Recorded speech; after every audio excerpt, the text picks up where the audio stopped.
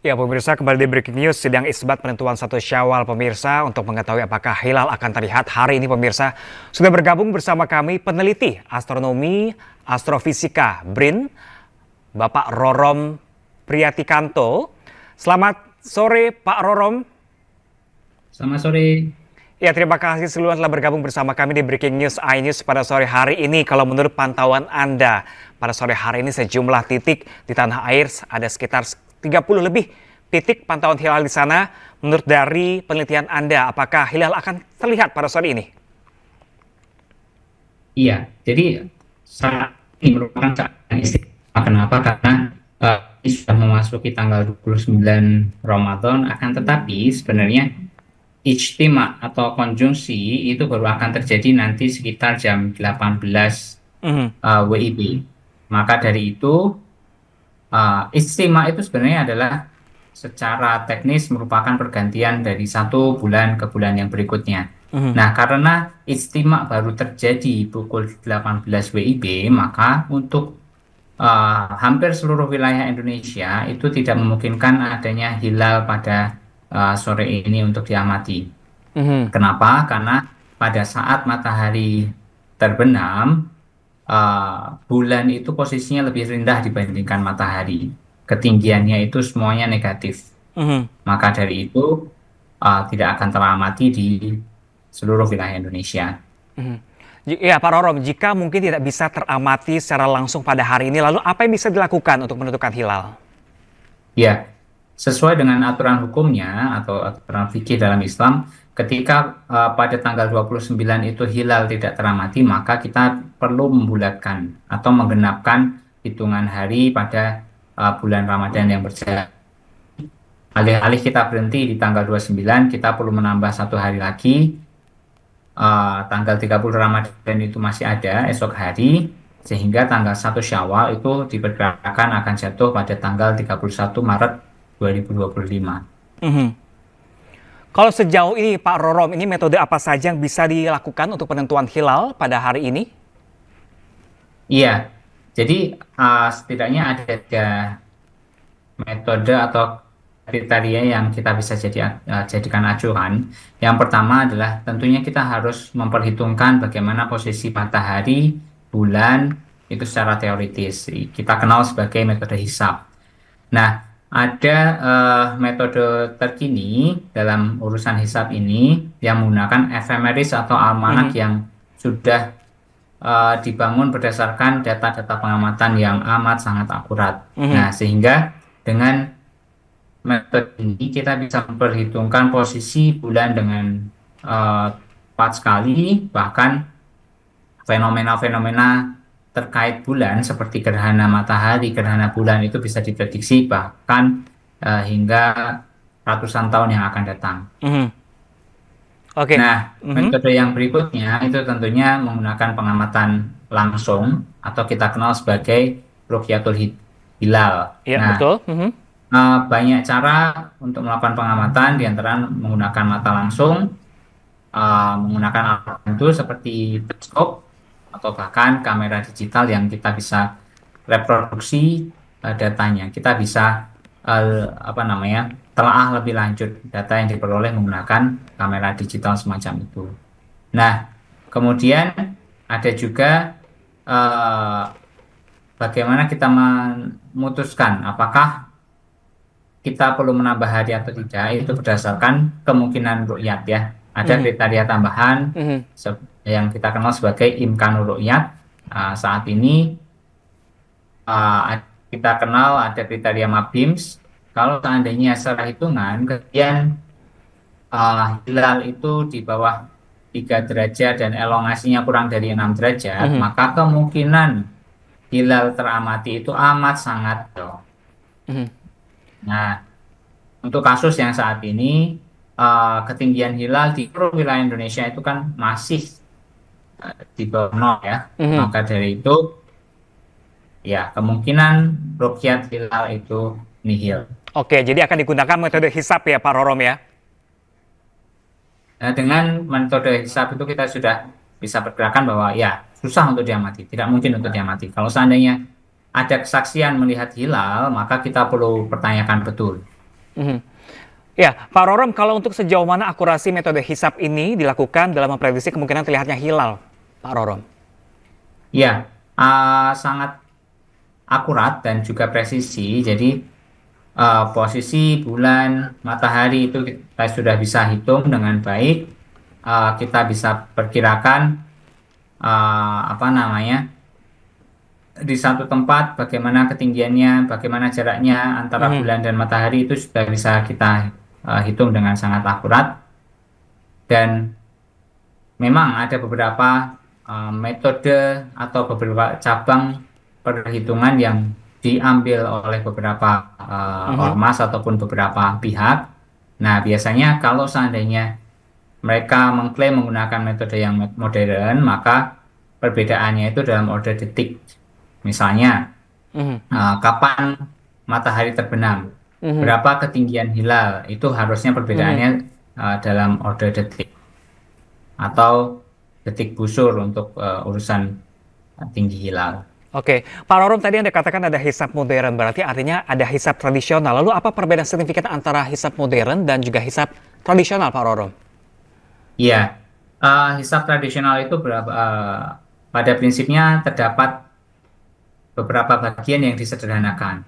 Nah, bayangkan saja kalau seandainya persamaan orbit bulan itu eh, apa ya, rumit. Kemudian kalau kita bicara polinom, itu polinom order 4 misalnya ya. Nah, dalam metode hisab yang tradisional bisa saja disederhanakan Mhm, hingga mhm. order 2 saja, hingga order 3 saja. Nah, sehingga akurasinya tentunya berbeda dengan metode yang modern. Oke, baik. Pak Rorom, kita tahan sebentar, Pak Rorom, karena kita juga memantau sejumlah titik pantauan hilal. Saat ini ada di Jakarta Barat, tepatnya di Masjid Hashim Asari. Ada rekan kami, Yasmin Atania di sana. Selamat sore, rekan Yasmin. Ya, Yasmin, mungkin bisa kabarkan kepada kami semua, seperti apakah proses jelang pemantauan hilal di tempat Anda melaporkan sore hari ini? Ya, baik. Selamat sore Pram dan juga pemirsa. Masjid Kiai Haji Hashim Asy'ari yang berlokasi di Cengkareng, Jakarta Barat ini menjadi salah satu titik pemantauan hilal untuk di wilayah Jakarta. Dan proses Rukyatul Hilal ini digelar oleh Lembaga Falakiyah PWNU DKI Jakarta, yang mana berdasarkan informasi dari pihak petugas tadi untuk persiapan akan digelar pada asyar atau setelah asyar, dan memang azan asyar sudah berkumandang, namun nampaknya ini para petugas akan melaksanakan ibadah sholat terlebih dahulu, kemudian melakukan persiapan. Dan berdasarkan informasi yang kami terima, nantinya proses Rukyatul Hilal ini akan menggunakan alat teleskop robotik yang nantinya tinggal disetting saja, kemudian sudah mengarah ke hilal dengan bantuan alat optik teodolit. Alat optik teodolit ini adalah fungsinya untuk mengukur sudut horizontal juga sudut vertikal dengan tingkat akurasi yang tinggi. Selain dengan menggunakan alat robotik tadi, nantinya juga pemantauan hilal akan digelar secara manual menggunakan alat bernama rubuh, dan nantinya hasil dari pemantauan hilal di sini akan menjadi salah satu rujukan untuk gelaran sidang isbat yang digelar nanti malam di kantor Kementerian Agama Jakarta Pusat. Jika kita berbicara situasi ataupun kondisi cuaca terkini di kawasan Jakarta Barat ini terpantau cerah, dan apakah nanti dengan situasi ini akan berlangsung hingga nanti malam, dan juga ini menjadi salah satu faktor apakah nanti hilal akan terlihat atau tidak. Jika kita bandingkan dengan pemantauan hilal pada saat menentukan 1 Syawal 1445 Hijriah di lokasi yang sama ini di Masjid Kiai Haji Hashim Asy'ari, memang pada saat itu hilal tidak terlihat dikarenakan dengan faktor cuaca. Nanti kami akan kembali memberikan update terkini terkait dengan persiapan dan juga proses pemantauan hilal dari lokasi saya berada saat ini.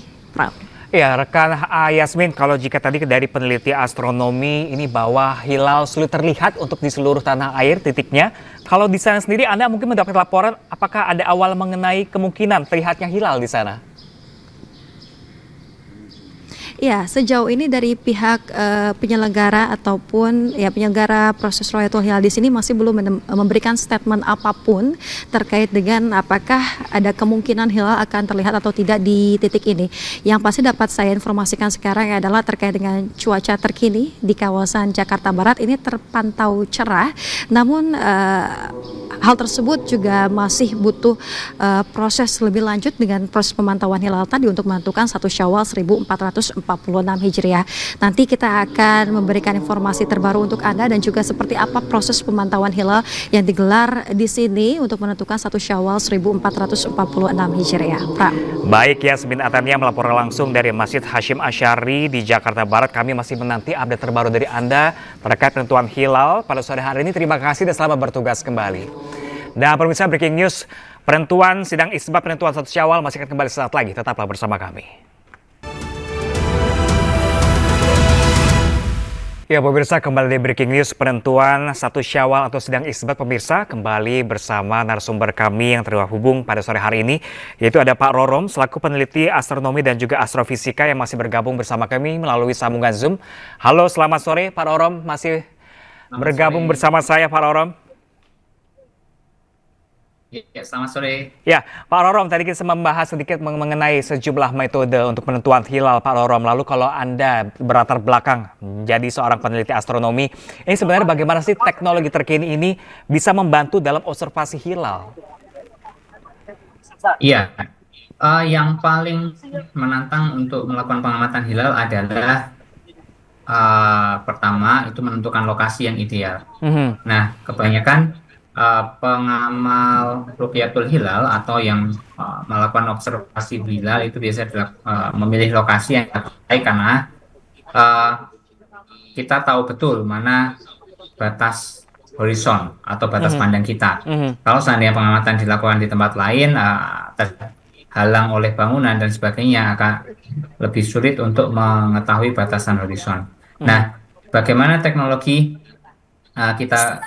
yang kita gunakan membantu pengamatan? Yang pertama, kontras dari bulan dan langit latar belakang itu bisa meningkat dengan kita memanfaatkan alat seperti teleskop dan juga kamera digital. Memang ada yang berargumen bahwa penggunaan kamera digital itu tidak sepenuhnya menggantikan mata kita, karena untuk urusan ibadah kadang-kadang kita tidak sepenuhnya bisa menyerahkan pada teknologi. Maka dari itu, kalau seandainya kameranya itu memiliki karakteristik yang berbeda dengan mata kita, misalnya terlalu sensitif pada daerah inframerah, terlalu sensitif pada daerah tertentu, maka masih banyak yang mempertanyakan penggunaan kamera untuk pengamatan hilal.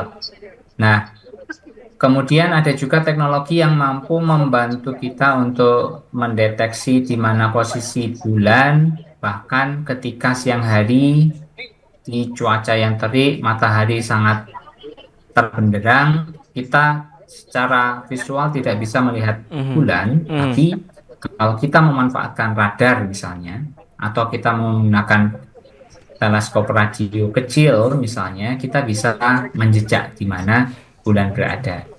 Nah, kalau seandainya kita sudah lock, oh bulan ada di sini, dan kita ikuti sepanjang waktu sampai dengan matahari terbenam, maka pengamatan hilal akan lebih mudah dilakukan. Oke, baik. Karena Terima kita kasih. tidak kehilangan posisi. Ya. Oke, baik. Karena waktu sangat terbatas, Pak Rorom, terima kasih banyak telah berbagi bersama kami mengenai metode penghitungan penentuan 1 Syawal. Terima kasih Pak Rorom, selaku peneliti astronomi dan juga astrofisika terkait penentuan isbat pada sore hari ini. Terima kasih. Dan salam sehat selalu Pak Rorom.